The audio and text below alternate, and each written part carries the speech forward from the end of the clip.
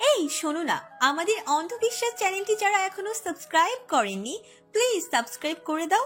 আর অল্প কিছু সাবস্ক্রাইবার হলে 1 লক্ষ পরিবার হবে। সবাই প্লিজ সাবস্ক্রাইব এবং বেশি বেশি শেয়ার করে দাও প্লিজ। কে তুমি? রুদ্র রুদ্র প্রতাপ চৌধুরী, সন অফ ইলিয়াস চৌধুরী। রুদ্রের কণ্ঠে স্পষ্ট ক্ষুদ্রতা। এবারে যেন কেঁপে উঠলেন ইলিয়াস মির্জা নিজেও, পিছিয়ে গেলেন এক পা। সত্যি এভাবে এত দ্রুত সামনে আসবে ভাবেননি তিনি। সে তো জানতো রুদ্র মারা গিয়েছিল সেদিন। কি ব্যাপার শ্বশুর মশাই, মেয়ের জামাইকে এভাবে দাঁড় করিয়ে রাখবেন? বসতে বলবেন না শ্বশুর মশাই? ইলিয়াস মির্জা বুকে হাত রেখে কোনো রকমে সোফায় গিয়ে বসলেন। রুদ্র তার বলার তোয়াক্কা করলেন না, নিজে গিয়ে ভিতরে ঢুকে পায়ের উপর পা তুলে আরাম করে সোফায় বসলেন। রুদ্র তুলি বেগমকে বললেন, নতুন জামাই জন্য নাস্তা পানির ব্যবস্থা করুন মা। নিজের মা নেই, আপনাকে না হয় মা ডাকি। কি অনুমতি দিবেন না মা? তুলি বেগমের চোখে পানি চলে এলো। তিনি মাথার উপর নিচ নাড়লেন, অর্থাৎ দেবেন। সেটা না হয় বুঝলাম মা, কিন্তু বাবাকে যে এখন আমার সঙ্গে কিছুক্ষণের জন্য নিয়ে যেতে হবে। চিন্তা নেই, তার কোনো ক্ষতি হবে না। অনুমতি দিবেন না মা? দিলাম বাবা। তুলি বেগম এগিয়ে এসে রুদ্রের মাথা স্নেহের হাত রেখে বললেন, তুমি আমার সুব্রতার ছোট ছেলে, সেই রুদ্র? তুলি বেগম রুদ্রের গালে আবার হাত রাখলেন, পরম মমতাময় হাত বুলালেন। রুদ্র তা বুক পেতে গ্রহণ করল। আদর পরে খাবো মা, এখন যে যেতে হবে। আসছি তাহলে। ইমতিয়াজ মির্জার দিকে তাকিয়ে কঠোর ভঙ্গিতে শুধালো, আসুন মিস্টার ইমতিয়াজ মির্জা। যেন একদম প্রফেশনাল তার চলনভঙ্গি। ঝড়ো বৃষ্টি মাথায় করে সে ঢাকা থেকে চট্টগ্রামে ছুটে এসেও পিয়ম বাড়ি এসে বাবাকে পেল না। তুলি বেগমকে জিজ্ঞেস করলেন, তিনি কোনো উত্তর দিলেন না। আগে এলেও বাকি আটকাতে পারত। পিয়ম হন্তদন্ত হয়ে রুদ্রকে ফোন লাগালো। কি ব্যাপার শালাবাবু, হঠাৎ আমায় ফোন? রুদ্রের কণ্ঠে স্পষ্ট রসিকতা। বাবার সাথে তুই কি করেছিস শুনে রাখ, বাবাকে কিছু করবি না। আমি জানি তুই শ্রেয়সীকে ভালোবাসিস। বাবার কিছু হলে ওর সঙ্গে কিন্তু তোর বিয়ে আমি দেব না। রুদ্র শব্দ করে হেসে দিল। সোফানি, কি বলছিস? তোর বোনকে বিয়ে দিবি না? বোকা ছেলে, বউকে আবার বিয়ে করার কি আছে? তাও দুবার বিয়ে করেছি আমরা, 1 বছর বয়সে, আবার 18 বছর বয়সে। স্তব্ধ পিয়ম কি বলবে ভাষা খুঁজে পেল না। সে শুধু বলল, বাবার কোনো ক্ষতি করবি না রুদ্র, তাহলে কিন্তু ভালো হবে না। রুদ্র শব্দ করে হেসে দিল। কি করবি তুই? আমার আজ 16টা বছর ধরে এই দিনের অপেক্ষায় ছিলাম। তুই কি করবি? হ্যাঁ। ফোন কেটে দিল রুদ্র। মধ্যরাত, মাটির নিচে সুরঙ্গে শুনশান নিস্তব্ধতা। The house of White snacks এর একটি রুমে ইমতিয়াজ মির্জাকে চেয়ারের সঙ্গে বেঁধে রাখা হয়েছে। সকলের সামনে যেমন ছোট্টখাট্ট একটা ডিম লাইট থাকে তার সামনে, কিন্তু তেমনটা মোটেও নেই। তাকে যেই রুমে রাখা হয়েছে চারদিকে ঝকমকে আলোয় আলোকিত হয়ে আছে। সব কিন্তু সুন্দর স্পষ্ট। তার সামনে রাখা টেবিল, তার উপরে রাখা কম্পিউটার, এক সাইডে বুকশেলফ। থেরাপি ঘরে কেউ বুকশেলফও রাখে। দেয়ালে আকর্ষণীয় আকর্ষণীয় পেন্টিং রাখা। হঠাৎই ঝপাত করে রুমের দরজা খুলে গেল। প্রবেশ করল আরশাদ এবং the leader of White Snacks, Rudra Pratap Chowdhury. Rudra Imtiaz মির্জার ঠিক সামনের চেয়ারে এসে বসলো আয়েশ করে। ইমতিয়াজ মির্জার শুধু হাতটাই বাঁধা, বাকি মুখ চোখ ও পা সবই খোলা। রুদ্র কৌতুকপূর্ণ হেসে বলল, কি ব্যাপার শ্বশুর মশাই, কেমন লাগছে এখানে? সুন্দর না? আরে আরে, কি ব্যাপার? আপনি ঘামছেন কেন? ভয় পাবেন না প্লিজ। 5 বছরের বেশি তো জেলে থাকতে হবে না, প্রমিস। আমার বউয়ের কষ্ট হবে তো আপনার জন্য। রুদ্র মুখ দিয়ে আফসোসের শব্দ করল। আমার মায়া হলে সাজা কমিয়েও দিতে পারি। নো চাপ শ্বশুর মশাই, চিল ম্যান।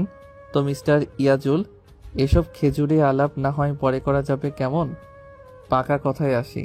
ইয়াজুল নামটা শুনে কিছুটা চমকালো ইমতিয়াজ মির্জা। রুদ্র কতটুকু জানে? চোয়াল শক্ত হলো রুদ্রর। 12 বছরে এবং মাত্র 2 বছরের বাচ্চা থেকে তার বাবা মাকে কেড়ে নিতে কলিজায় বাঁধল না আপনার? ছোট মেয়েটার, যার মায়ের দুধ পান করা ছাড়তে পারেনি, সেখানে সে কি করে থেকেছে সারাটা বছর? হিসাব রেখেছেন? রুদ্র তার বাবার লেখা সেই ছোট্ট চিঠিটা এগিয়ে দিল ইমতিয়াজ মির্জার দিকে। ইলিয়াস চৌধুরী এখানে যে প্রমাণের কথা লিখেছেন সেগুলো কোথায়? ইমতিয়াজ মির্জা সচকিত চোখে চাইল তিনি বুঝতে পারছেন না কি করবেন। একদিকে পিছু টান, ক্ষমতার লোভ, তার সামনে মনুষ্যত্ব, কোনটাকে বেছে নেবেন তিনি। ধমকে উঠলেও এবারে রুদ্র। কি হলো অ্যান্সার মি? কি এমন ছিল সেই কাগজপত্রে? কিসের প্রমাণের কথা বলেছিল বাবা, যার জন্য আজ সে আমাদের সঙ্গে হেসে খেলে থাকতে পারছে না? পিয়ম হন্তদন্ত হয়ে ছুটে এলো হোয়াইট স্ন্যাক্সের আস্তানায়, কিন্তু তাকে ঢুকতে দিল না গার্ড। পিয়ম বলল রুদ্রকে জানাতে পিয়ম এসেছে। রুদ্রকে জানাতে কোনো ঝামেলা ছাড়াই পিয়ম ভিতরে ঢুকলো। রুদ্র তাকে বসার চেয়ার এগিয়ে দিল। কি হচ্ছে সে কিছুই বুঝলো না। রুদ্র তাকে নিজেই এখানে ফোন করে ডাকলো কেন? পুনরায় আবার সেই চট্টগ্রাম থেকে ঢাকা ব্যাক করেছে। কেটে গেছে দীর্ঘ কয়েক ঘন্টা। তার সামনাসামনি তার বাবা বসে আছে। রুদ্র গম্ভীর মুখে পিয়মকে বলল, বসো, নিজের বাবার কুকীর্তি শোনো খুব ভালো করে। কুকীর্তি মানে? সে তো শুনেছে তার বাবার অপকর্ম, যদিও সেটা কিছুটা অপরাধমূলক, এর বেশি তো নয়। ইমতিয়াজ মির্জা তো সেদিন পিয়মকে বলল, একজনের কিছু জঘন্য খারাপ কাজ করার জন্য সে সাহায্য করেছিল। এখন শ্রেয়সীর সঙ্গে সেই লোকের ছেলের বিবাহ দিতে চাচ্ছে, কিন্তু ইমতিয়াজ মির্জা তাতে রাজি না থাকায় তাকে ব্ল্যাকমেল করছে। পিয়ম নিজের বাবাকে একজন সৎ মানুষ ভাবতেন, তাই এমন অপরাধের কথা শুনে শকড হয়ে গিয়েছিলেন, স্তব্ধ হয়েছিল। রুদ্র হাসলো, ব্যঙ্গার্থক হাসি। তার মানে কি পিয়ম যা জানে তার কিছুই না? এর থেকে ভয়ঙ্কর কিছু আছে কি? আজ থেকে ঠিক 16 বছর আগে রুদ্র বাবা মা ইলিয়াস চৌধুরী এবং সুব্রতা বেগম খুন হয়েছিলেন। সবাই জানে নামকরা সাংবাদিক ইলিয়াস চৌধুরী রোড অ্যাক্সিডেন্টে মারা গিয়েছিলেন রুদ্রর 12তম জন্মদিনের ঠিক পরের দিন। রুদ্রর সেই জন্মদিনের ছবিটাই তো এখন রুদ্রের রুমে খুব যত্ন করে টানানো। কে জানতো এটাই তার বাবা মার সঙ্গে শেষ জন্মদিন সেলিব্রেশন হবে। রুদ্র পিয়মের দিকে তাকিয়ে বলতে শুরু করলো 6 বছর আগে রুদ্রর বিদেশ যাওয়ার আগের ঘটনা। রুদ্র তার বাবার রুম গোছাতে গিয়ে একটা কাগজ পেয়েছিল। কতগুলো বছর ধরে রুমটা এভাবেই রয়েছে। কাগজটা ছিল রুদ্রের বাবার জন্ম নিবন্ধন। সেখানে স্পষ্ট করে লেখা ছিল তার দাদার নাম ফারুক চৌধুরী। স্তব্ধ হলো রুদ্রর চিত্রখানা। এটা কি করে সম্ভব? তার দাদা ভাইয়ের নাম তো ওমর চৌধুরী। তাহলে তখনই রুদ্রের কাঁধে হাত রাখলেন ওমর চৌধুরী। স্তব্ধ রুদ্র ফিরে চাইল তার দাদার দিকে। তিনি রুদ্রকে খাটে উঠিয়ে বসলেন, কাজের লোককে ডেকে বললেন তাদের চা দিতে। আসলে সত্যি বেশি দিন কেউ কখনো চাপা রাখতে পারে না। সময়ের স্রোতে তার ঠিকই বাহিরে বেরিয়ে আসে। ওমর চৌধুরী ধীরে সুস্থে কিছুটা গম্ভীর নিঃশ্বাস ফেলে বলতে লাগলেন, আমরা ছিলাম 2 ভাই। বাবা মিলিয়ে নাম রেখেছিলেন ওমর চৌধুরী ও ফারুক চৌধুরী। ভাই অর্থাৎ তোমার দাদা আমার থেকে বেশ অনেকটাই বড় ছিল। ফারুক চৌধুরী ছিল 2 সন্তান, ইলিয়াস চৌধুরী ও ইমতিয়াজ চৌধুরী ইয়াজুল। ইমতিয়াজ ভালোবাসতো একটা মেয়েকে, মেয়েটার নাম ছিল সম্ভবত তুলি। তোমার মা সুব্রতা এবং তুলি একে অপরের ঘনিষ্ঠ বান্ধবী ছিলেন। ইলিয়াসের পারিবারিকভাবে বিয়ে হয় সুব্রতার সঙ্গে। কাকতালীয়ভাবে ইমতিয়াজ তার ভাবির বান্ধবীকে ভালোবাসল। ইমতিয়াজ বাড়ি বিয়ের কথা বললে বাবা বলে দেন তার কোনো রোজগার নেই, এখন বিয়ে দেওয়া যাবে না। ইলিয়াসের বিয়ে ঠিক 4 মাস পরে ইমতিয়াজ তুলি বেগমকে বিয়ে করে আনলেন। তখন সুব্রতা 2 মাসের প্রেগনেন্ট। ইমতিয়াজ জানালো তার ভাই ইলিয়াসই তাকে এই বিয়েতে সাহায্য করেছে এবং কথা সত্যও ছিল। ফারুক চৌধুরী ঘটনা মেনে নিতে পারলেন না, ত্যায্যপুত্র করে দিলেন ইমতিয়াজকে এবং ইলিয়াসকেও 2 দিন পর বাড়ি থেকে বের করে দিলেন। তখন বিদেশে থাকায় আমি অবশ্য ইমতিয়াজের বউকে আজ পর্যন্ত দেখিনি। বাড়ি থেকে বের করে দেওয়ার পর নাকি ইলিয়াসই সাহায্য করেছিল ইমতিয়াজের চাকরি জোগাড় করে দিতে। তুলিও নাকি বাড়ি থেকে পালিয়ে এসেছিল, তাই তারও বাড়িতে যাওয়ার উপায় ছিল না, তাই বাসা ভাড়া করে থাকতে লাগলো। ইলিয়াসের সাথে হয়তো ইমতিয়াজের যোগাযোগ ছিল, কিন্তু আমাকে তার অ্যাড্রেস কখনো বলেনি। তোর জন্মের কিছুদিন পরেই নাকি ইমতিয়াজেরও একটা ছেলে হয়েছিল। আমি যখন বাড়ি ফিরি এসব শুনে ফারুক ভাইয়ের ওপর আমি প্রচণ্ড রেগে যাই। ওমর চৌধুরী পুনরায় দীর্ঘশ্বাস লুকিয়ে বলতে লাগলেন, আমি চলে আসি ইলিয়াস এর কাছে, আর তখন থেকে আমি তোর আপন দাদা ওমর চৌধুরী। কাগজে কলমেও তাই লিপিবদ্ধ হলো। কিছুদিন পর আমি আলাদা বাসা নিয়ে একাই জীবন কাটাতে লাগি। বিয়ে আর করা হয়নি। তুই যেতিস আমার ওখানে, তোকে নিয়ে আমার কেটে যেত সময়।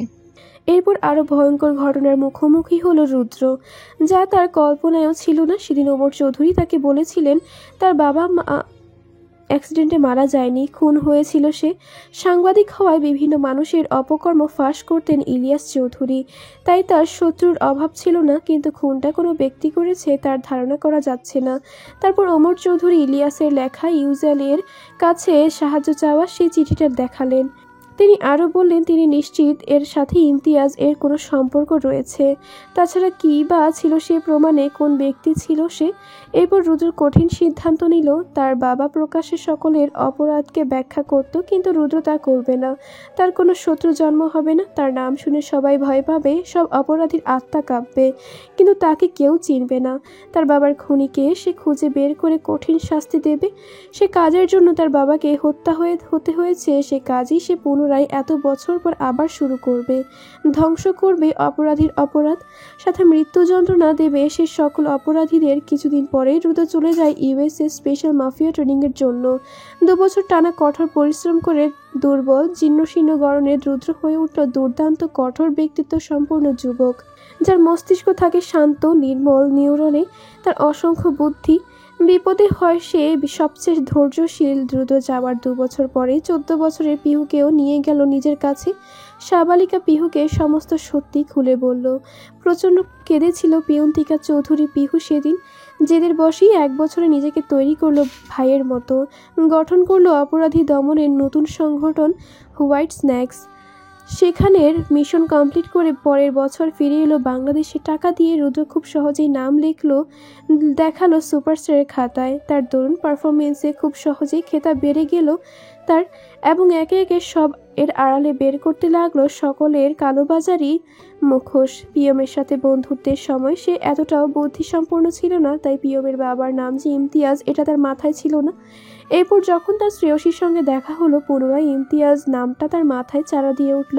কিন্তু তার কাকার নাম তো ছিল ইমতিয়াজ চৌধুরী ইয়াজুল, ইমতিয়াজ মির্জা নয়, তাই সে এতটা গুরুত্ব দেয়নি। কিন্তু যখন সে শ্রেয়সীর বার্থ সার্টিফিকেট চেক করলো, দেখলো সেখানে ওর বাবার নাম ইমতিয়াজ মির্জা ইয়াজুল। এতটা সূক্ষ্ম মিল কী করে হতে পারে, শুধু পদবি ভিন্ন? রুদ্র যখন শ্রেয়সীর কাছে জিজ্ঞেস করলো, ও বলেছিল তার বাবা নাকি ইয়াজুল নামটা গোপন রাখতে বলেছিল। না, সন্দেহ হলো রুদ্র, প্রচুর সন্দেহ।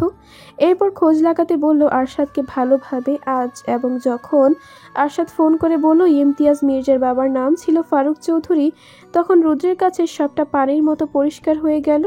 ইমতিয়াজ মির্জার নিজের পদবি চেঞ্জ করতে পেরেছে, কিন্তু তার বাবাটা তো পারেনি। আফসোস তারপর এই অভিযান। রুদ্র সম্পূর্ণ কথা শুনে পিয়ম তার বাবার দিকে তাকালো শূন্য চোখে। তার এই চোখে আর কোনো অনুভূতি কাজ করছে না তার বাবা নামক মানুষটার জন্য। পরিবারে বড় সন্তান হয়েও হাজারবার দাদা দাদির কথা জানতে চেয়েও জানতে পারেনি কোনোদিন। অতীতের এত বড় চরম সত্য তাদের 2 ভাই বোনের কেউ জানে না। আর কি কি শোনার বাকি আছে তার। পিয়ম রুদ্রর দিকে তাকালে রুদ্র ইশারা করলো ইমতিয়াজ মির্জার দিকে। তোর বাবাকে জিজ্ঞেস কর কি ছিল সেই প্রমাণে, কোন ব্যক্তির নামে ছিল তা, কিভাবে খুন হলো আমার বাবা। চিল্লিয়ে উঠল রুদ্র, কণ্ঠে স্পষ্ট তেজ বিদ্যমান। জিজ্ঞেস করো কিভাবে, এই খুনের সাথে কি সম্পর্ক তার। এই রুদ্র প্রতাপ চৌধুরী হাত একবার উঠলে কিন্তু থামাতে পারবি না, স্বয়ং তুইও।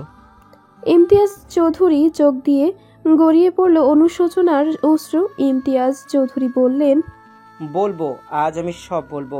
অপরাধ বোধের বোঝা যে কত বড় তা এত বছর খুব করে টের পেয়েছি। বাবা যখন আমাকে বাড়ি থেকে বের করে দিলেন, আমার প্রচণ্ড রাগ হয়েছিল। ছোট থেকেই আমি ছিলাম উদ্ধত্তপূর্ণ। ইলিয়াস ভাই আমাকে বাসা ঠিক করে দেয়, আমার একটা চাকরিও ঠিক করে দেয় ছোটোখাটো। সেই ছোট চাকরির বেতনে হিমশিম খেতে খেতেই আমাদের দৈনিক জীবন পার হচ্ছিল। কয়েক মাস পরেই সুব্রতা ভাবির কোলে আলো করে আসলো রুদ্র। তুলিও তখন 5-6 মাসের প্রেগনেন্ট। ও প্রচণ্ড খুশি হয়েছিল। বাবা আমাদের রৌদ্রের কাছে ভিড়তে দেয়নি। তুলি কষ্ট পেয়েছিল খুব, তাই ইলিয়াস ভাই রাতে দেখা করার সুযোগ করে দিলেন। রৌদ্রের ছোট্ট ছোট্ট হাতগুলো দিয়েও তুলির মাথাখানা ছুঁয়ে দিয়েছিল। ইস, কি চমৎকার দৃশ্য! তুলি আমার দিকে তাকিয়ে বলল, ইস, আমাদের একটা মেয়ে হলে ওর সঙ্গে বিবাহ দিতাম। কি বলিস সুব্রতা? ভাবি মুচকি হেসেছিল তখন শুধু। আমি গম্ভীর হয়েছিলাম, শুধু ইলিয়াস ভাই খুশি ছিলেন না। আমাদের এমন কথাবার্তায় তাড়া দিতে লাগলেন বের হওয়ার জন্য। বাবা চলে আসবেন সেই অজুহাতে। কিন্তু আমি ঠিকই বুঝতেছিলাম, তাই তুলিকে নিয়ে সেখান থেকে চলে আসি। পরে অবশ্যই তুলি রুদ্রকে বারবার দেখার জন্য বায়না করেছিল, কিন্তু আমি নেননি। কিভাবে নিতাম? কারো বাঁকা চোখে তাকানো আমার পছন্দ না।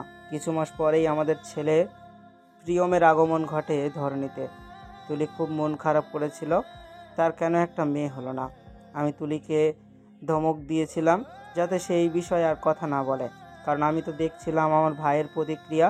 আমার বাবা ফারুক চৌধুরী নিষ্ঠুর মানব আর প্রিয়মকে দেখতে এলো না। দীর্ঘ 1 মাস পর হওয়ার পরেও এলো না, অথচ রৌদ্রকে ঠিকই দেখতে গিয়েছিল সে। দুঃখ পেয়ে আমি সেদিন একটা ছেলে হয়ে ও স্ত্রীর কোলে মুখ গুজে কেঁদেছিলাম। আমার কান্নায় প্রিয়মের কাঁচা ঘুম ভেঙে কেঁদেছিল খুব। আজও সেই দিনটার কথা আমার স্পষ্ট মনে আছে, একদম স্পষ্ট। ইমতিয়াজ মির্জার কণ্ঠে কিছুটা ক্রোধ, হিংসা, অসহায়ত্ব, বেদনার ছাপ স্পষ্ট লক্ষণীয়। এখান থেকেই হয়তো বপন হয়েছিল প্রতিহিংসার বীজ। আমাদের সমাজে হিংসা লোভ জাগ্রত হতে বেশি কিছুর কারণ প্রয়োজন নেই। সামান্য ক্ষুদ্র একটা ইস্যুকে কেন্দ্র করে শুরু হয় প্রতিহিংসার নতুন অধ্যায়। ধ্বংস হয় মনুষ্যত্ব। রুদ্রর নিজের দাদার প্রতি ঘৃণা হতে লাগলো। একটা শিশুর সাথে কিভাবে সে এমন রাগ দেখাতে পারে? শিশুটি তো কিছু করেনি। সামান্য না বলে বিয়ে করায় এতটা রাগ করা একদম যুক্তিহীন, অবাঞ্ছনীয়। বুঝলো তার দাদা একটা স্বার্থবাজ লোক। ইমতিয়াজ মির্জা আবার বলতে শুরু করলেন, ইলিয়াস আমার ঠিকানা জানতো, মাঝে মাঝে খোঁজও নিত, কিন্তু আগে যেমন টাকা দিয়ে সাহায্য করতো, ধীরে ধীরে তা কমে যেতে লাগলো। এভাবেই কোনো রকমে কেটে গেল কয়েকটা বছর। সময় বড্ড দ্রুত চলে, তাকে হুট করেই থামানো যায় না। কেন ইমতিয়াজ মির্জা পারলে সময়টাকে থামিয়ে নিজের পাপের প্রায়শ্চিত্ত করে নিত খুব সহজে। তা যে হবার নয়। কিছু হারিয়ে গেলেই মানুষের বোধশক্তি কাজ করে। হিংসায় মানুষের বিবেককে ধ্বংস করে, লোভ মানুষের মনুষ্যত্বকে নষ্ট করে। তাই সকলের উচিত হিংসা, লোভ, লালসা ত্যাগ করা। কিন্তু কয়জন বোঝে তা? রুদ্র 12 বছরের মাথায় জন্ম হলো ইলিয়াসের দ্বিতীয় সন্তান। তাকে দেখতে আমার স্ত্রী তুলি গিয়েছিল, কিন্তু আমি যাইনি। ওই যে আছে না, 1 বছরের পুষে রাখা অহেতুক একটা হিংসা মস্তিষ্ক বাদশাদে অবলীলায়, ঠিক তার 4 মাস পরেই জন্ম হলো আমার শ্রেয়সীর। পুতুলের মতো মেয়েটা, তুলতুলে হাত পা, মনে হয় ধরলেই ভেঙে যাবে। এবারেও আমার পাষাণ বাপ তাকে দেখতে এলো না। কিন্তু বেঁচে থাকেনি। ফারুক চৌধুরী মারা যায় তার কিছুদিন পর। আমি যাইনি দেখতে, কষ্ট হয়েছিল, তবুও দেখিনি তার শেষ মুখশ্রীখানা। আর তাছাড়া যাবই বা কেন?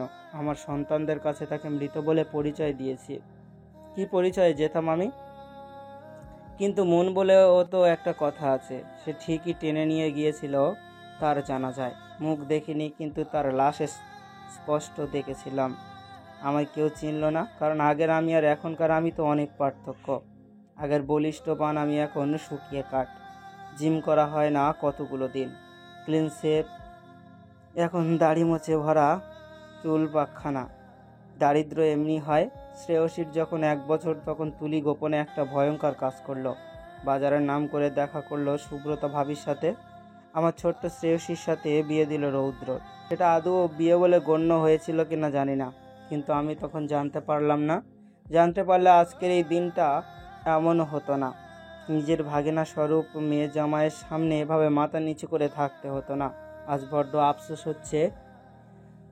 জানিস রুদ্র, কেন সেদিন আমি জানতে পারলাম না এই অপ্রিয় মিষ্টি সত্যিটা? রুদ্র স্পষ্ট মনে আছে সেই দিনটার কথা, তার বাল্যকালের বিবাহের কথা। সুব্রতা বেগম রুদ্রকে সুন্দর একটা পাঞ্জাবি পরিয়ে দিয়ে বলল, কেমন লাগছে আমার বাবাকে? 13 বছরের রুদ্র তখন প্রায় সবটাই বুঝে। সে মায়ের মুখে চুমু দিয়ে গালে আঙুল ঠেকিয়ে চিন্তা করার ভান ধরে বলল, একদম নায়কের মতো। সুব্রতা মাথা নাড়িয়ে বলল, আমার বাবাকে আজ আমি বর সাজিয়েছি। রুদ্র ড্যাব ড্যাব করে শুধু তাকিয়ে রইল। মায়ের প্রত্যুত্তরে ক্লাস 7-এ পড়া রুদ্র বিয়ের মানে খুব ভালো করেই বুঝি। এই আধুনিক সময়ে তার কত বন্ধু প্রেমে লিপ্ত, কিন্তু তার কখনো কোনো মেয়েকে ভালো লাগেনি। রুদ্র আর শুভ্রতা বসেছিল কাজী অফিসে। কিছুক্ষণ পর আগমন ঘটে আমাদের ছোট্ট শ্রেয়সীর। লাল ফোড়া পরা ছোট্ট শ্রেয়সীর মায়ের এক আঙুল মুঠো করে ধরে এলোমেলো পা ফেলে এগিয়ে আসছে ছোট্ট ছোট্ট কদমে। রুদ্র মায়ের পেছন থেকে উকি দিল, দেখল ছোট্ট শ্রেয়সীকে। টুকুস টুকুস করে হেঁটে আসছে সে। সেদিন আকাশে ছিল মিষ্টি প্রেমের মেঘমালা। শ্রেয়সী রুদ্র সাক্ষাতের আলিঙ্গনেই বোধহয় ঝরিয়েছিল তাদের জলরাশি, সতেজ রূপ দিয়েছিল প্রকৃতিকে। তুলি শ্রেয়সীর কানে কানে ফিসফিস করে বলল, ওই দেখো তোমার বর। ছোট্ট শ্রেয়সী কি বুঝলো কে জানে। শ্রেয়সী কিছুক্ষণ ড্যাব ড্যাব চোখে রুদ্র দিকে তাকিয়ে থেকে হঠাৎ 2 হাত বাড়িয়ে কান্না শুরু করে দিল। তার থামবার নয়, কথা বলতে না পারায় মনের ভাব সে প্রকাশও করতে পারছে না, শুধু রুদ্রর দিকে তাকিয়ে হাত বাড়িয়ে কেঁদে যাচ্ছে। রুদ্র বলল, আন্টি, ও বোধহয় আমার কোলে আসতে চাইছে, আমার কাছে দিন। রুদ্র কোলে যেতেই অমনি পিচির কান্না বন্ধ। তুলি আর শুভ্রতা অবাক বনে চেয়ে রইল। শ্রেয়সীর তার ছোট্ট হাত রুদ্রর মুখে বুলিয়ে দিল কি আদুরে ভঙ্গিমায়। রুদ্র চোখ বন্ধ করে নিল। ইস, এই একটুখানি পিচির ছোঁয়ায়ও বুঝি এমন শিরশিরানো অনুভূতি হয়, কই আগে তো হয়নি। শ্রেয়সী খিলখিল করে হেসে দিল, যেন রুদ্রর চোখ বন্ধ করায় সে খুব মজা পেয়েছে। রুদ্র মুগ্ধ চোখে সেই গোলগাল মুখশ্রীর পিচ্ছি মিষ্টি মেয়েটার দিকে তাকিয়ে থাকলো। তার হৃদগহীনে উঁকি দিয়েছে অন্য নাম না জানা অনুভূতি। কাজী বিয়ে পড়ানো। রুদ্র কবুল বলল, কিন্তু কথা বলতে না পারা পিচ্ছি কবুল বলবে কিভাবে। রুদ্র শ্রেয়সীর গালে সবার গোপনে চুমু খেয়েছিল। সে দেখল শ্রেয়সীর গাড়ে পাশাপাশি অদ্ভুতভাবে পরপর 5টা তিল। পিচ্ছি শ্রেয়সী তখন আদরে খিলখিল করে হাসছিল। এরপর ওরা চলে এলো বিদায় নিয়ে। বাবা, আসার সময় আমাদের পিচ্ছি শ্রেয়সীর সে কি কান্না। রুদ্র দোকান থেকে চকলেট কিনে হাতে দিলে তবে তার কান্না থামে। তুলি তার হাতে দিয়েছিল, কিন্তু সেই চকলেট সে নিলই না। অবাক কাণ্ড। মনে হচ্ছে এখনই সে স্বামী ভক্ত, স্বামী ছাড়া সে কারো কথাও শুনবে না।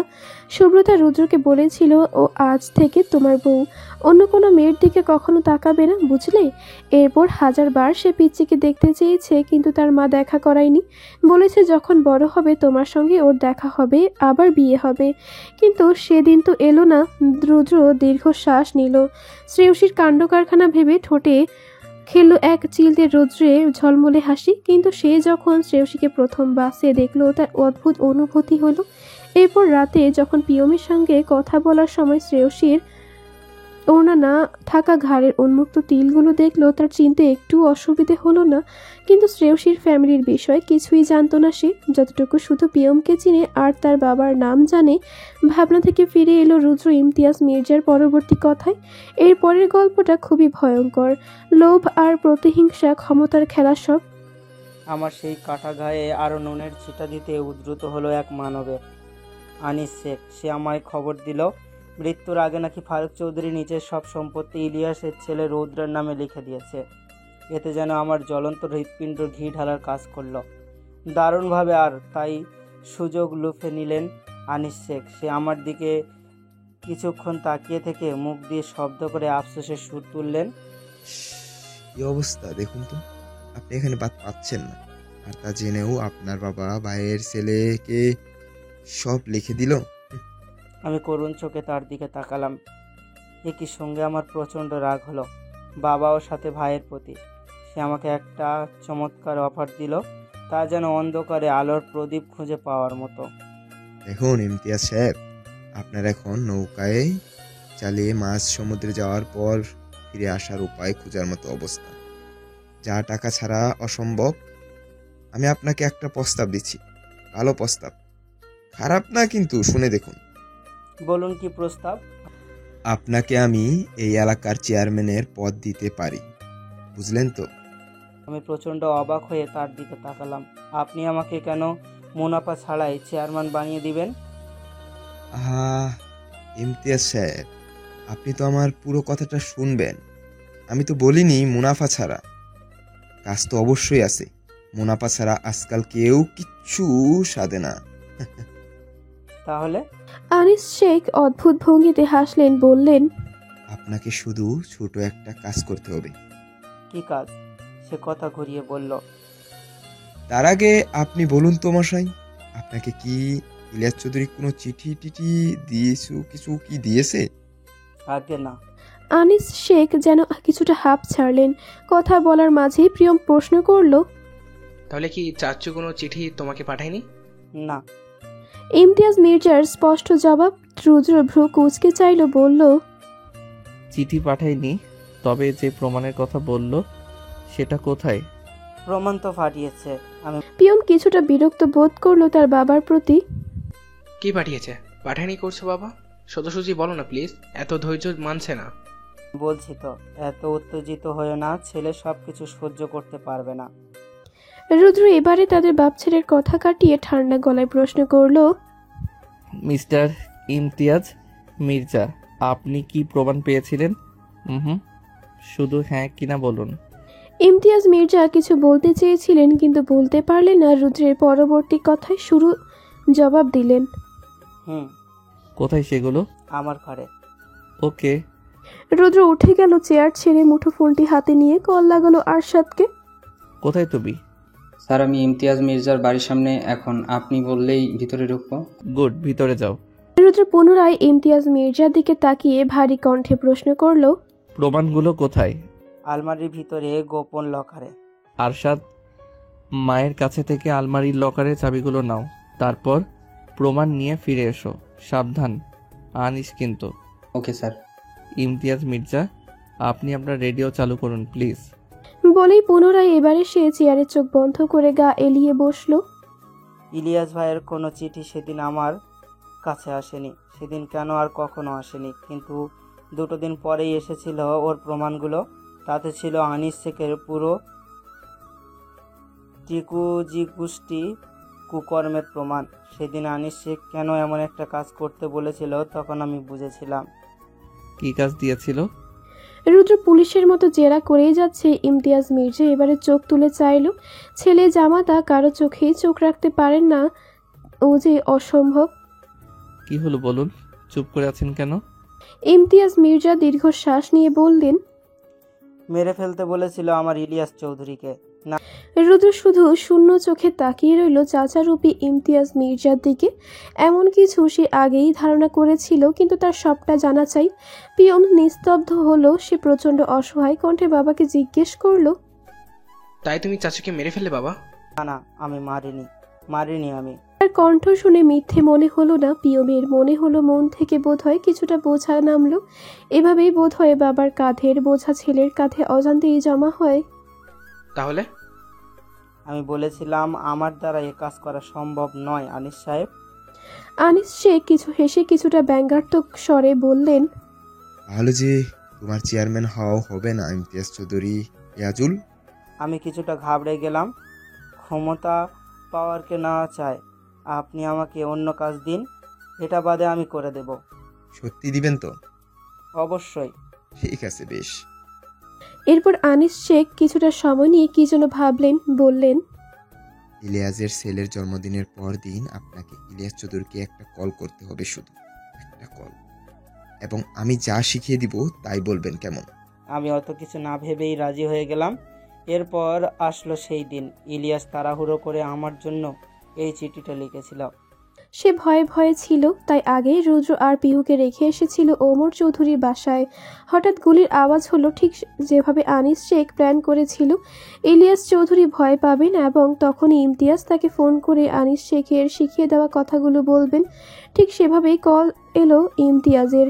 ইলিয়াস ফোন ধরতেই ইমতিয়াজ বলল, ভাই, আনিস শেখের লোকেরা তোকে খুঁজছে। তুই রৌদ্র পিহু ভাবিকে নিয়ে এক্ষুনি বেরিয়ে পড়। দেখ, তোর বাড়ির সামনেই গাড়ি দাঁড়িয়ে আছে। কথা মতো ঠিক সেভাবেই ইলিয়াস চৌধুরী এবং সুব্রতা বেগম চড়ে বসলো গাড়িতে। তার ভাবনায় একটিবার এলো না ইমতিয়াজ এত কিছু কি করে জানলো, কিন্তু শেষ রক্ষা হলো না। গাড়ি যে আগে থেকে ব্রেক ফেল করা ছিল তা কি কেউ জানতো? গাড়ি গিয়ে পড়লো সোজা খাদে। রুদ্রবদ্ধ চোখের পাতা দিয়ে এক ফোঁটা অশ্রু গড়ালো নীরবে নিভৃতে। বাবা মায়ের করুণ মৃত্যুতে তার দম বন্ধ হয়। ছাড়বে না সে ওই আনিস শেখকে। তিলে তিলে শেষ করবে, ওর প্রত্যেকটা পাপের শাস্তি দিবে চরমভাবে। ইমতিয়াজ মির্জার আকুতির স্বরে বলল, বিশ্বাস কর রৌদ্র, আমি জানতাম না যে গাড়িতে ব্রেক ফেল করা ছিল এবং আনিস শেখ এমন কোনো পরিকল্পনা করেছে। আমি জানতে পারলাম যখন আনিস শেখ নিজের পরবর্তী চাল চাললেন। তিনি আমার কাছে এসে বললেন, দেখুন ইমতিয়াজ সাহেব, আমি কিন্তু আপনার ঘাড়ে খুনের দায় চাপাতে পারি, এটা আমার বাঁ হাতের খেল। কিন্তু আপনি যদি আমার কথা শুনে চলেন তাহলে আপনারই লাভ। কি করবেন আপনিই ভাবুন। আমি অবাক হয়ে তাকিয়ে রইলাম। নিজের লোভের কারণে এভাবে ফাঁসবো? ভাইকে হারাবো কখনো ভাবতে পারিনি। পরিবারের কথা ভেবে আমি আনিস শেখের কথা মেনে নিলাম, আর কোনো উপায় ছিল না। কিন্তু আমি টাকা প্রমাণের কথা বললাম না। একদিন না একদিন এগুলো কাজে লাগবে ঠিক জানতাম। আনিস শেখ বলল, আপনাকে আপনার পদবি চেঞ্জ করতে হবে। যেহেতু এখন আইডি কার্ডের নাম পরিবর্তন করা সম্ভব নয়, তাই পদবি চেঞ্জ করবেন। এবং আপনার চাচা যেন আপনাকে খুঁজে না পায়, তাই আপনার এই ইয়াজুল নামটা পরিবর্তন করতে হবে। আপনার চাচাকে বর্তমানে আমরা পাচ্ছি না খুঁজে, তাহলে ওটাকেও মেরে দিতাম। হয়তো বিদেশ টিদেশ আছে কোথাও, ওনাকে নিয়ে টেনশন নেই। রুদ্র বলল, আচ্ছা করলাম না হয় বিশ্বাস, আপনি জানতেন না, কিন্তু আমি এবং পিহু মৃত এটা আপনারা ভাবলেন কি করে? লাশ তো দুটো পেয়েছিলেন। ভেবেছিলাম যেহেতু গভীর খাত খুঁজে পাওয়া যায়নি তোমাদের দুজনকে, তাছাড়া তোমরা দুজন যে ওমর চৌধুরীর কাছে ছিলে এই খবর আনিস শেখ পাননি। পরবর্তীতে কি হয়েছে আমি জানি না। রুদ্র চট করে উঠে দাঁড়ালো। তখনই তার পাবলিক ফোনটি বেজে উঠল। দেখলো আননোন নম্বর। রিসিভ করতেই ওপাশ থেকে ভেসে এলো আনিস শেখের ছেলে আরুশ শেখ। এর গলা বলল, এই যে সুপারস্টার রুদ্র, যদি নিজের প্রিয়সীকে পেতে চাস চুপচাপ প্রমাণগুলো নিয়ে আয় আমার বলা লোকেশনে। আয়, না হলে তোর প্রিয়সীকে উপরে পাঠিয়ে দিব। রুদ্র ফোন কেটে দিয়ে কিছুক্ষণ গম্ভীর মুখ করে থেকে পুরো রুম কাঁপিয়ে হেসে দিল। কি কারণ তার এই হাসির? তার তো ভয় পাওয়া উচিত ছিল, তাই না? কিন্তু তার মধ্যে তো নিজের বউকে নিয়ে উদ্বিগ্ন হওয়ার কোনো ভাবান্তর দেখা গেল না। কেন? রুদ্র নিজের হাসি থামিয়ে গম্ভীর মুখে ভ্রু কুঁচকে পিয়মের দিকে তাকালো, যেন সে অনেক বড় অপরাধ করেছে। আমি তো শ্রেয়সীকে সুব্রতা মহলে রেখে এসেছিলাম, তাই না? তাহলে ওকে ওই বাস্টারটা পেল কি করে? রুদ্র তীক্ষ্ণ কণ্ঠে পিয়ম মুখ কাচুমাচু করলো, আমতা আমতা করে বলল, আসলে আসলে আমি ওকে হোস্টেলে যেতে বলেছিলাম। রুদ্র অগ্নিঝরা চোখে পিয়মের দিকে তাকালো। ইডিয়েট কোথাকার! তুই সব সময় সব জিনিসে বেশি বুঝিস, যেটা দরকার হয় সেটা করিস, কাপুরুষ। পিয়মের মনে হলো কথাগুলো তার বুকে সাপের ফোনার মতো বিঁধল। আসলে সে সবসময় প্রয়োজনের থেকে বেশি ভাবে। ইমতিয়াজ মির্জা উত্তেজিত হলেন। ওরা কি শ্রেয়সীকে আটকে রেখেছে? কিছু ক্ষতি করবে না তো? আমার ভুলের শাস্তি আমার সন্তান পাক, তা আমি চাই না। রৌদ্র, তুমি কিছু একটা করো প্লিজ।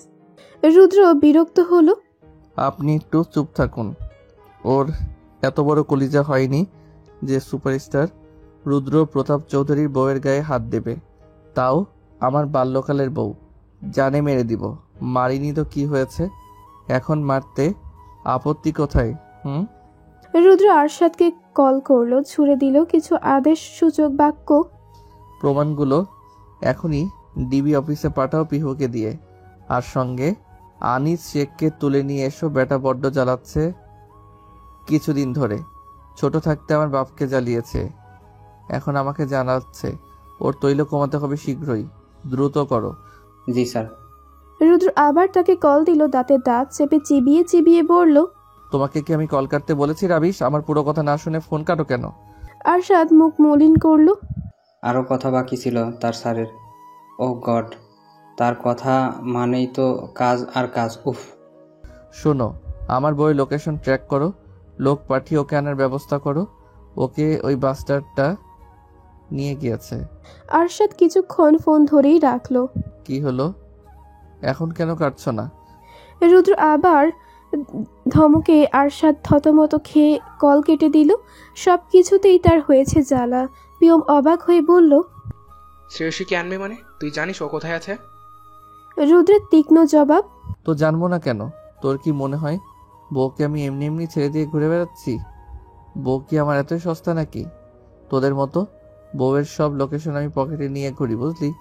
ব্যস্ততার কারণে বউয়ের লোকেশনটা কয়েক ঘন্টা দেখার সুযোগ হয়ে ওঠেনি শুধু, নইলে তোর ওই ফাউল চিন্তা উগরাতে দিতাম না। পিয়ম কিছুটা কাচুমাচু করে মুখটা করুণ করলো। সে কি জানতো এমন হবে? জানলে শ্রেয়সীকে হোস্টেলে এই ভুলটা কখনোই করতো না। আফসোস, সে তো রুদ্রকে ভয় পেয়েছিল বিপদ যে বাইরে, তা কি বুঝবে কি করে? শ্রেয়সীকে পিয়ম হঠাৎ করে হোস্টেলে আসার কথা বলায় ও খুব অবাক হয়েছিল, মন খারাপ করে বসেছিল বিছানায়। শুভ্রতা মহলে তার ভালোই লাগছিল, সবকিছু কেমন আপন আপন নিজের মনে হয় যেন রুদ্র এখানে উপস্থিত না থেকেও সবসময় তার সঙ্গে আছে। তার পরদিন সন্ধ্যাবেলা সে বিছানায় বসেছিল উদাস মনে। তখনই রুমে কতগুলো লোক ঢুকে তার নাকে কি যেন ধরলো। সে কিছু জিজ্ঞেস করারও সময় পেল না। কে বা কারা, সবই অজ্ঞাত। তারপর থেকে চোখ খুলে সে নিজেকে একটা বদ্ধ রুমে আবিষ্কার করলো, শুধু হাত দুটো বাঁধা তার। কি করে রুদ্রকে জানাবে সে, সেটাই ভেবে পাচ্ছে না। সে চিল্লিয়ে ডাকলো, কিন্তু কেউ এলো না। হাতের বাঁধন খুলতে চেষ্টা করলো, কিন্তু পারল না। নিজেকে শ্রেয়সীর প্রচণ্ড অসহায় বোধ করলো। ঘন্টা 5 পর কই থেকে যেন একটা ছেলে এসে তার কানে ফোন ধরিয়ে দিল। প্রথমে ভয় পেল, পরবর্তীতে ফোনে রুদ্রর গলার আওয়াজ ভেসে এলো, যেন নিশ্চিত হলো। বউ জান, আমার শুনতে পাচ্ছ আমার কথা? হ্যাঁ নায়ক সাহেব, আমাকে আটকে রেখেছে কেন? আমি কিছুই বুঝতে পারছি না, আমাকে এখান থেকে নিয়ে যান প্লিজ। শ্রেয়সীর করুণ গলার স্বর। রুদ্র আদরে ভঙ্গিতে বলল, তুমি ভয় পেও না বউ, আমি আছি তো। একদম ভয় পাবে না জান। শুনো, ওরা তোমাকে নিয়ে আসবে, সোজা ওদের সঙ্গে আমার কাছে চলে আসবে। ওকে ওকে। এবার শ্রেয়সী যেন একটু নিশ্চিত হতে পারলো। সে চলল লোকগুলোর সাথে, একটা মেয়েও আছে সাথে। শ্রেয়সীকে মেয়েটা একদম শুভ্রতা মহলে এনে রুদ্রের রুমে দিয়ে গেল। রুদ্র তার বইয়ের অপেক্ষাই করছিল। শ্রেয়সী পর নায়ক সাহেবকে অবলোকন দেখতেই দৌড়ে গিয়ে একদম আষ্টে পৃষ্ঠে জড়িয়ে ধরল। ছোট্ট বিড়াল ছানার মতো বুক গুজল রুদ্রের বুকের মাঝে, যেন এটাই তার একমাত্র নিরাপদ আশ্রয়স্থল। রুদ্র গভীর ভাবে আলিঙ্গন করে রইল নিজের স্ত্রীকে, আদরে চুমু খেলো কপালে। আশকারা পেয়ে ফুপিয়ে কেঁদে উঠল শ্রেয়সী। কিছু বলতে চাইল, তা বলতে দিল না রুদ্র। হুশ, চুপ, রিল্যাক্স জান, কিছু হয়নি তো। এই তো আমি বউ। শ্রেয়সী ফুপিয়ে তবুও বলল, ওরা আমাকে কেন নিয়েছিল? কে ওরা? কেউ না জান, আমার প্রতিদ্বন্দ্বী হবে বউ। এখন চুপ থাকো তুমি, সন্ধ্যার ঘটনা ভুলে যাও প্লিজ, একদম রিল্যাক্স থাকো বউ। রুদ্র শ্রেয়সীকে সেই অবস্থায় কোলে তুলে নিয়ে ওয়াশরুমে চলে গেল। মুখ হাত পা ধুয়ে পরিষ্কার করে দিল, আবার কোলে তুলে নিয়ে এনে খাটে এনে বসিয়ে দিল। আরে আরে, কি করছেন? আমি পরবো এগুলো? আমি কি বাচ্চা নাকি? হ্যাঁ, আমার পিচ্চি বাচ্চা বউ। রুদ্রর এমন রসাত্মক কথায় শ্রেয়সী কিছুটা লজ্জা পেল। রুদ্র হাসল তার বইয়ের লজ্জা মাখা মুখশ্রী দেখে। খেয়েছো কখন তুমি বউ? নিশ্চয়ই দুপুরের পর আর খাওয়া হয়নি। পাপিয়াকে বলেছি, ও এক্ষুনি খাবার আনবে। আনবে না ভাইজান, একদম নিয়া আইসি ভাবিজানের লাইগা। এই নেন ভাবি, একদম গরম গরম টাটকা খাবার খেয়ে আপনি একদম সবল হয়ে যাবেন। আমি তাইলে যাইগা ভাইজান, খাওয়া শেষ হইলে বলিয়েন, এসে এটো প্লেট নিয়ে যাব। রাত তো কম হলো না? শ্রেয়সী দেখলো আসলেই রাত 12:30 বাজে। এত রাত কিভাবে হলো? বদ্ধ করে সময় কখন গেছে সে বুঝতেই পারেনি। রুদ্র ভাতের প্লেট নিজের হাতে নিল, লোকমা বানিয়ে শ্রেয়সীর মুখে দিল। এ কি করছেন? আমি পরবো তো, রাখুন। চুপ, হা করো তো বউ। অগত্যা শ্রেয়সী আর কিছু বলার সাহস পেল না, পাছে না রেগে যায় রুদ্র। রুদ্র যত্ন করে শ্রেয়সীর মুখে ভাত তুলে দিচ্ছে। আহা, ভালোবাসা পুরুষটির এই কোন রূপ! এমন স্বামী কজনে পায়, স্ত্রীকে ভাত মাখিয়ে খাইয়ে দেয়। শ্রেয়সী এক ধ্যানে তাকিয়ে রইল তার প্রাণপ্রিয় পুরুষটির দিকে। রুদ্র খাওয়ার মাঝে ভ্রু নাচালো। শ্রেয়সী কিছু না বোধক মাথা নাড়ালো। এভাবে তাকিও না বউ, হার্ট অ্যাটাক করবো তো জান। শ্রেয়সী তার এমন কথায় পুনরায় লজ্জা পেল। জানতো, অসহ্য লোক। কিছুক্ষণ নীরবতা পালনের পর হঠাৎ শ্রেয়সী প্রশ্ন করল, আচ্ছা, আপনি না বললেন 2 দিন কোনো কথা নাও হতে পারে? এত দ্রুত আপনার কাজ শেষ হয়ে গেল? রুদ্র কিছুক্ষণ নীরবতা পালন করলো, তারপর বলল, হ্যাঁ, শেষ হয়ে গেল। কি করব বলো? হৃদয় যে দ্রুত কাজ শেষ করে শুরু বউয়ের আদর খেতে চাই, বুঝলে? আমার কি করার? এই আসছে নাটকবাজ। শুনুন, এখানে আপনার মুভির শুটিং চলছে না যে আমাকে ভুজুং ভাজুং বোঝাবেন, বুঝলেন? রুদ্র বিড়বিড়ালো, হ্যাঁ, সেই তো বউ আমার কাছে সবসময় জ্ঞানের মহারানী, আর বিপদের সময় অষ্টরম্ভা। কি বললেন আপনি? রুদ্র চোখ এদিক ওদিক ঘোরালো। ওই কিছু না তো।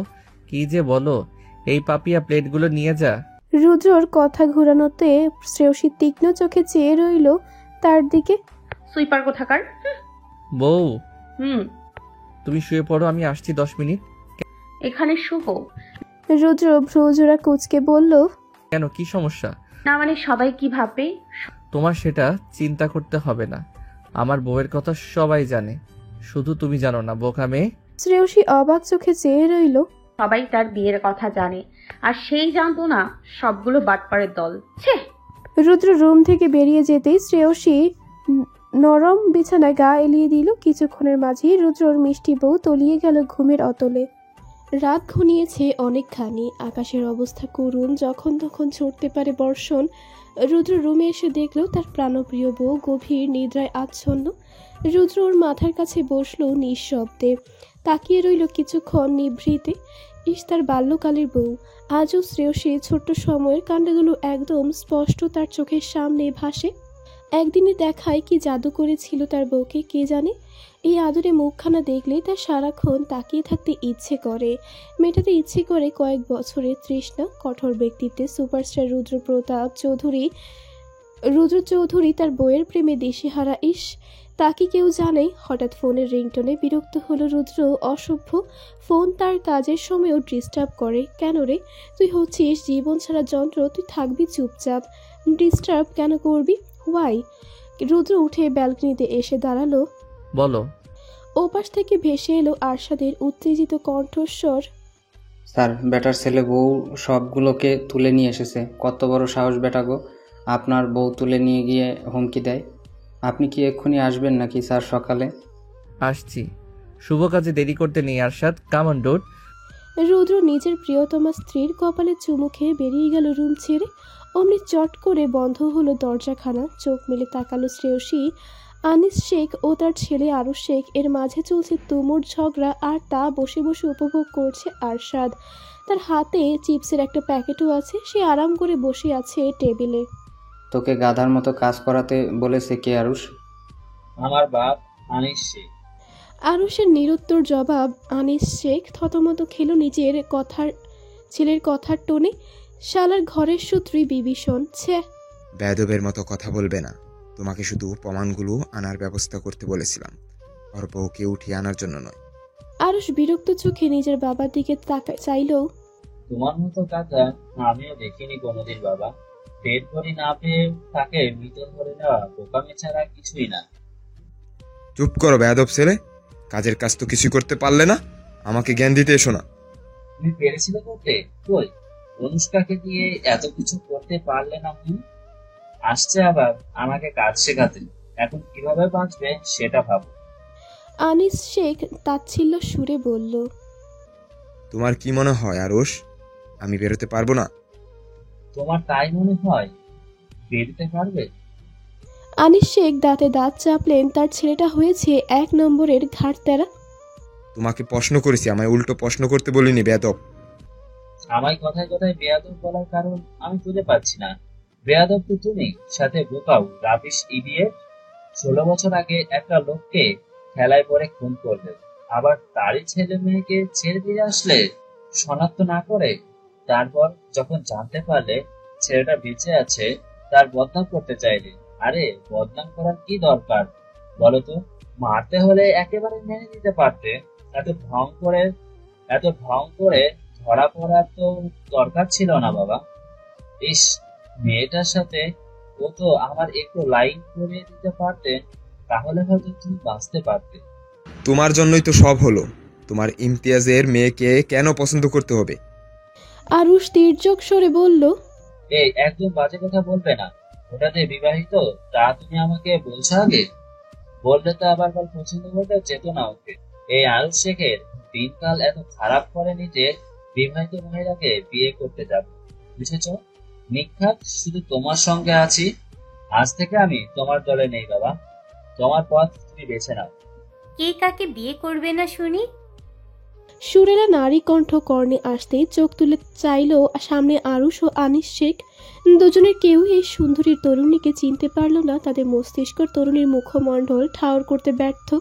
আরশাদ একইভাবে বসে এদের কার্য দেখছে, তার বসার পরিবর্তন নেই। তুমি কে? আরুষের প্রশ্নে যেন আগন্তুক রমণী দারুণ মজা পেল। তার আস্তানায় বসে তাকে প্রশ্ন করছে সে কে।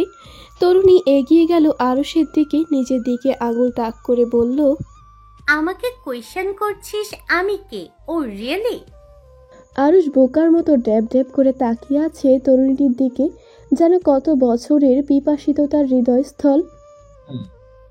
ইলিয়াস চৌধুরীকে চিনিস? He is my father. Anis Sheikh তাকালো পিহুর দিকে। কেমন ভয়ঙ্কর মনে হচ্ছে তার পিহুকে। আরশাদ এবারে কথা বলল, আরে শোন শোন, এমনিতেই ঘেমে যাচ্ছিস কেন? আরও আছে তো শোন। আরুষ তুতলিয়ে বলল, Piyontika Chowdhury Pihu, female leader of White Snacks. Anis Sheikh এর কপালে বেয়ে ঘাম দরদর করে চুইয়ে পড়তে লাগলো। প্রাণ যায় যায় অবস্থা তাদের। যতই নিজেদের এলাকায় মন্ত্রীগিরি করুক, এটা তো তার এলাকা নয়। তাছাড়া হোয়াইট স্ন্যাক্সের নাম তো তারা শুনেছে। কতটা ভয়াবহ পরিমাণ হয়েছে সকলের, যারা একবার এদের খপ্পরে পড়েছে তার তো পাপের হিসেব নেই। তার উপর সে ওরই বাবার খুনি। অজানা ভয়ে শরীর হিম হয়ে আসছে আনিস শেখের। মন যা বলছে এটা না হোক হলে আর রক্ষা পাবে না ইহজনমে। তবুও দুরু দুরু বুকে অজানা আশঙ্কা নিয়ে প্রশ্ন করলো আরশাদকে, তাহলে মেন লিডার কে? আনিস শেখ এর মন চাইছে এটা মিথ্যে হোক, তার ভাবনা সত্য ভাগ মিথ্যে হোক, কিন্তু তা যে হওয়ার নয়। পাপের ফল তো ভোগ করতেই হবে। আরশাদ উত্তর দেওয়ার আগেই কেউ দরজা দিয়ে প্রবেশ করতে করতে বলল, superstar Rudra Pratap Chowdhury, male leader of White Snacks. Anis Sheikh চমকে উঠল রুদ্র কণ্ঠস্বরে। তুই? রুদ্র আসাতে আরশাদ চট করে বসা থেকে দাঁড়িয়ে সালাম দিল। তার স্যার সবসময় হুটহাটি তার সামনে চলে আসে। হ্যাঁ আমি। কি দেখো, বুঝি ভালো লাগছে না? আফসোসের সুর তুলল রুদ্র।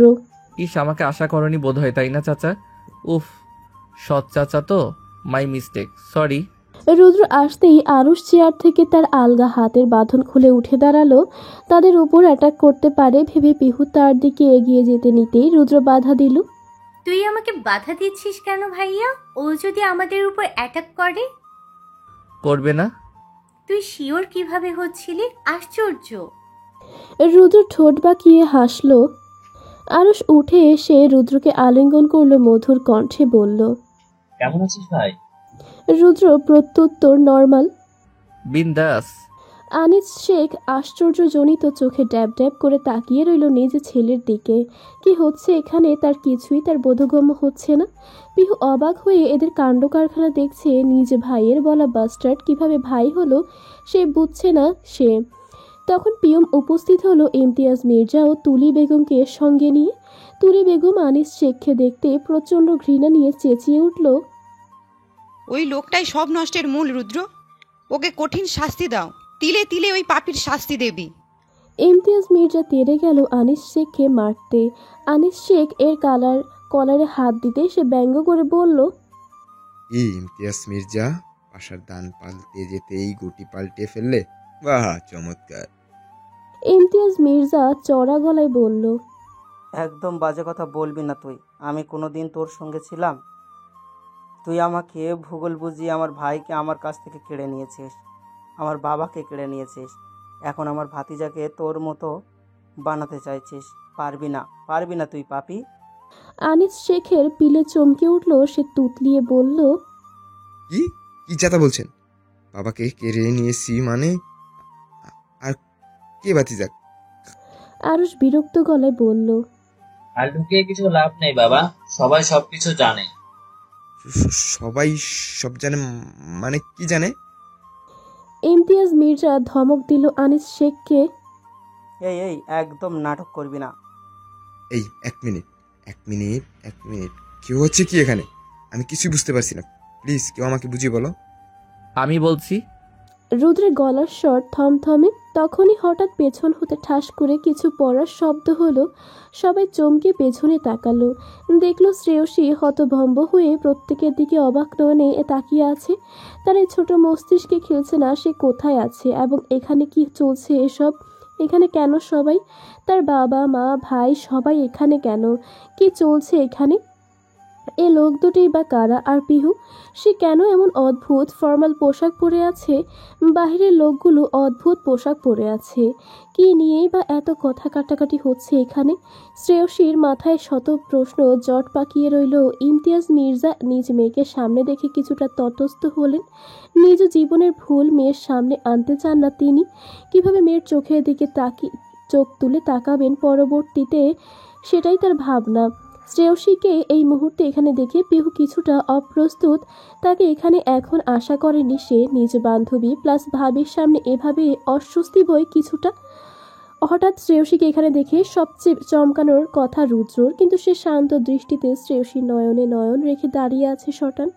শ্রেয়সীর রুদ্রর চোখের দিকে শত প্রশ্ন বিশিষ্ট কৌতূহলী চোখে তাকিয়ে আছে নির্নিমেষ, যেন রুদ্র তার সব প্রশ্নের উত্তরদাতা। ভোরের মিঠে আলোক রশ্মি ফুরিয়েছে সেই কখন। সূর্যিমামার তীক্ষ্ণ ধারালো রশ্মি বর্তমানে রাজত্ব করছে পুরো ধরণীতে বড় অবলীলায়। যেমন করে রাজত্ব চালায় দেশের উপর শত শত পাপীরা। সময় গড়িয়েছে অনেকখানি। শ্রেয়সী, সাইমি, পিহু বেরোবে ভার্সিটিতে। গতকাল তাদের কেমিক্যাল এক্সপেরিমেন্ট ছিল ভার্সিটিতে। কেউ যেতে পারেনি, পিহু সেই দলের লিডার, তাই কেউ এক্সপেরিমেন্টটা চালু করতে পারেনি। সকাল 10টা ঘুমের মাঝে ফোন দিয়ে প্রচণ্ড ধমকিয়েছে সুজলা ম্যাম তাকে।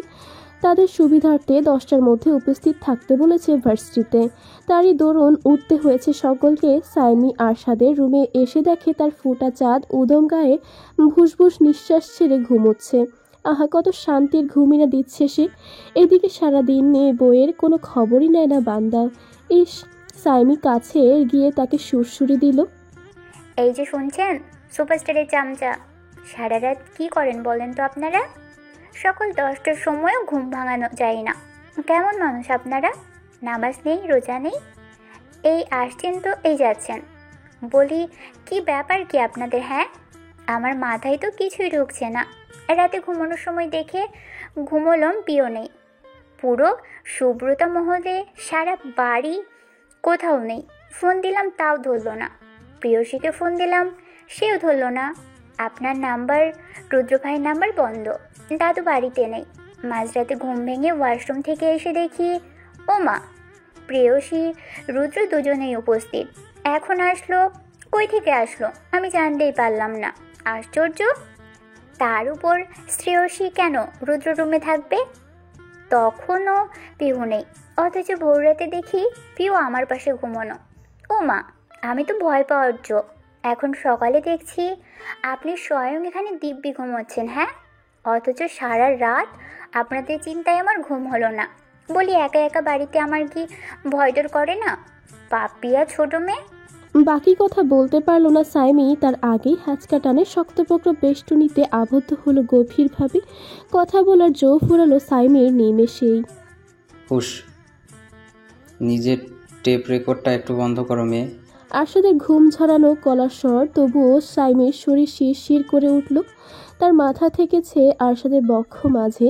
আরশাদের এক হাত তার পিঠে, এক হাত কোমরে বিচরণ করছে অবলীলায়। সাইমির বুক মাঝারে ধুকপুকানি বেড়েই চলেছে ক্রমে। আরশাদের হঠাৎ আক্রমণে সে হতবুদ্ধি। থুতনিতে আরশাদের আদরে কামড় যেন হুঁশ ফিরল তার। এই কি করছেন? ছাড়ুন, বদলো।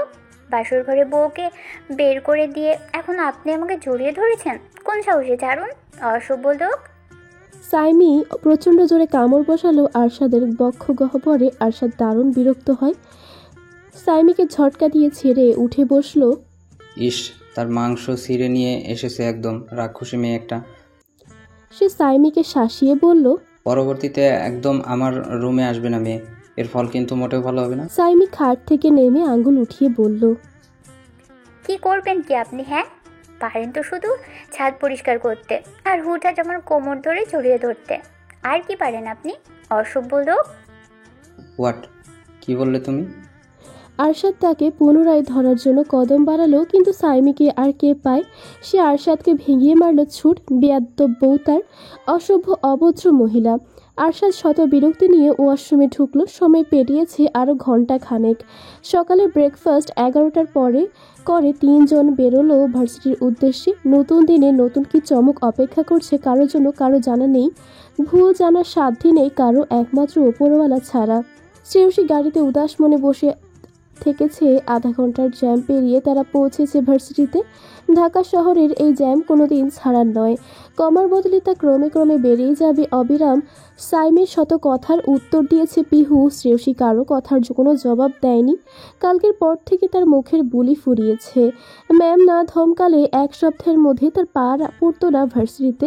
তার মন আকাশে মেঘ জমলেই তার জন্য ভার্সিটির গেট তালাবদ্ধ। সাইমি যখন গাড়িতে পিহুকে প্রশ্ন করলো শ্রেয়সী কেন রুদ্র ভাইয়ের রুমে ছিল, পিহুর খুব সহজ সাবলীল জবাব, বউ বরের রুমে না থেকে তো আর কোথায় থাকবে। সাইমি এই কথা শুনে যেন চাঁদ থেকে টুপ করে পড়ল, মাটিতে আছড়ে পড়ল ধরাম করে। তার মুখ হা হয়ে গেল 2 কর পরিমাণ। সে হতবুদ্ধি স্বরে পুনরায় জিজ্ঞেস করলো, কে বউ প্রেয়সী? হ্যাঁ। পিহুর জবাব সিম্পল, যেন এটা কোনো বিষয়ই না। কার বউ? রুদ্র ভাইয়ের।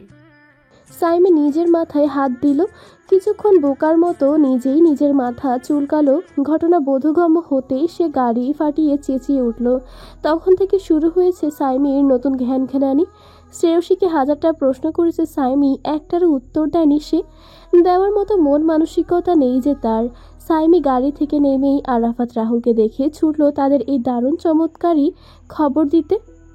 সুপারস্টারের বউ নাকি শ্রেয়সী? ভাবা যায়? বলতো তোরা, চিন্তা করা যায়? কোথায় ভাবলাম ভাসুরির বিয়েতে একটু নাচবো, গাইবো, ফুর্তি করব। নিজের বিয়েতে তো কিছুই হলো না, অন্তত অন্যের বিয়েতে তো হোক। অথচ সেখানে শুনি এই বান্ধবদের নাকি বিয়ে কমপ্লিট। আশ্চর্য কারবার সব।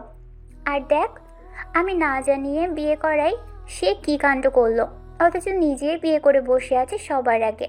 আর দেখ, সবাই সব জানে, পিহু জানে, দাদু জানে, পাপিয়া পর্যন্ত জানে তার ভাবিজানকে, আর সেই জানে না। আর তার স্বামী, সে তো সবার আগে এ বিষয়ে অজ্ঞ। কপাল, সবই তার কপাল। পাষাণ্ড, সবগুলো পাষাণ্ড। আহাজারি করলো সাইমি। সাইমির এতগুলো বাক্য বচনে কিছুই বোধগম্য হলো না আরাফাত রাহুলের। শুধু তাদের মস্তিষ্কে ধরল সুপারস্টার রুদ্রপ্রতাপ চৌধুরী শ্রেয়সীর বিয়ের খবর। আরাফাত রাহুল বিয়ের খবর জানার পর থেকে খুঁচিয়েই যাচ্ছে শ্রেয়সীকে। শ্রেয়সী শুধু চুপ করে শুনছে, কিন্তু এবারে আর না পেরে দিল এক ধমক। শ্রেয়সীর ধমকে ভয় না পেলেও ওরা কিছুটা চমকালো, কারণ এমন ব্যবহার শ্রেয়সী এই পর্যন্ত করেনি তাদের সাথে। এমন গম্ভীর উদাসীন তো সে ছিল না। হঠাৎ কি হলো তাহলে? আবহাওয়া ভালো না বুঝে বদমাস দুটো চুপ মেরে গেল। ল্যাবরেটরিতে ওরা পৌঁছে দেখলো সকলে সেখানে আগে থেকে উপস্থিত। অন্তিকা একদম কর্নারের জানালার দিক কাছে দাঁড়িয়ে আছে উদাস মনে। তার মন আকাশের মেঘের ঘন ঘটা বেড়েই চলেছে ক্রমে, থামার নামই নেই। মনে হচ্ছে পরবর্তীতে তা কমার বদলে আরও বাড়বে। সাইমি এগিয়ে গেল অন্তিকার দিকে। কি রে অন্তিম অধ্যায়ে এভাবে এখানে চুপচাপ দাঁড়িয়ে আছিস কেন? মুখখানে এমন কালো করে রেখেছিস যেন নতুন বরকে বাসায় রেখে জোর করে ভার্সিটিতে এসেছিস। অন্তিকা চুপ করেই রইল, তার চোখ ছলছল করছে জলে। কি করে সাইমির কথার জবাব দেবে সে? তার যে সব দিকেই অন্তিম সময় এগিয়ে আসে। বাবা বিয়ে ঠিক করেছেন, তাকে আর সংসারে রেখে খাওয়াতে দিবেন না মা। এমনিতেই তাদের টানাপোড়ার সংসার, তার উপর অন্যের ধিরিঙ্গি মেয়েকে পালতে হচ্ছে তাদের। অন্যের কথাটা শুনে চমকে গিয়েছিল অন্তিকা। অন্যর মা মানে? মা কি বলছো? তার মা নামক মহিলা চেঁচিয়ে বলল, হ্যাঁ, অন্যের পেটের সন্তান তুই। সন্তান হয় না তাই তোকে দত্তক নিয়েছিলাম টাকার বিনিময়ে, কিন্তু পোড়ামুখী তুই আসার পরেই তো সংসারের ফোড়ন কমতে লাগলো। তোকে রেখে কি করব বল? বিয়ে দিলেও যদি লাভ হয়, আমার ছেলেকে একটু ভালো স্কুলে পড়াতে পারি। তোকে তো আর বসিয়ে বসিয়ে খাওয়ানো লাগবে না। অন্তিকা সেদিন শুধু চুপচাপ নিজ রুম গিয়ে কেঁদেছিল। অনেক সময় সে বুঝতে পারলো প্রথমে ছোটবেলায় মা তাকে আদর করলো, ছোট ভাই হওয়ার পর আর সেই আদর পায়নি অন্তিকা। কেন পায় না? কি দোষ তার? তার হদিশ মেলেনি এতগুলো বছর। আজ হঠাৎ করে সব মিলে গেল একে একে। সে এখন বোঝা তাদের সংসারে, শুধুমাত্র বোঝা বই কিছু না। যে মা তাকে নিজের মনে করত সে তার আর নিজের মা নয়। সে যে বাবা তাকে স্নেহ করে সেই বাবা তার নিজের বাবা না। এই দহন যে সত্যি নেওয়া যায় না। কেন তার আসল মা বাবা তাকে বিক্রি করলো? সে কি তাদের কাছে এতই বোঝা হয়ে গিয়েছিল? টাকা দিয়ে কেনা সব দত্তক সন্তান যে সুখে থাকে না, অন্তিকা তার চাক্ষুষ প্রমাণ। সব দত্তক সন্তানকে সবাই আদরে বড় করে না, এগুলো ওই টিভি সিরিয়াল পর্যন্তই সীমাবদ্ধ। অন্তিকার তো তাই মনে হয়। কথাটা সত্য সে জানে না, অবশ্য তার বেলায় তো আলবাত সত্য হলো। একদিকে চরম সত্যের মুখোমুখি হওয়া, অপরদিকে অন্তুর জন্য হৃদয়ে প্রেম ভালোবাসার ঘণ্টা বাজা। উভয় পীড়ায় দহনে তটস্থ সে বর্তমানে। অবশ্য অন্তুর মতো বড়লোক বাপের ছেলের কাছে এরকম কিছুই আশা করে না সে জানে তার সীমাবদ্ধতা। তবু ওই যে মন বলে আমাদের দেহে একটা যন্ত্র আছে না, সে তো মানে না।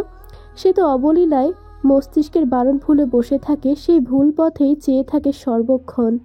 আজ তো তার মা ভার্সিটিতেও আসতে দেবে না, বাবার পাঠালো কোনো রকমে। সে বুঝতে পারে তার প্রতি বাবার নামক মানুষটার স্নেহ এখনো একটু হলেও আছে। এইটুকু শান্তি তার। কেউ অন্তত তাকে স্নেহ তো করে। কি ব্যাপার, কথার উত্তর দিচ্ছিস না কেন? তা আপনারও কি শ্রেয়সীর মতো বোবা রোগত হলো নাকি? সাইমির ব্যঙ্গ করা কথায় তবু অন্তিকার মাঝে ভাবান্তর দেখা গেল না, শুধু মুখে প্রত্যুত্তর করল, নিয়মিত ভালোবাসার গল্প শুনতে এবং পড়তে আমাদের অন্ধবিশ্বাস চ্যানেলটি সাবস্ক্রাইব করে পাশে থাকা বেল আইকনটি ক্লিক করুন। ধন্যবাদ সবাইকে।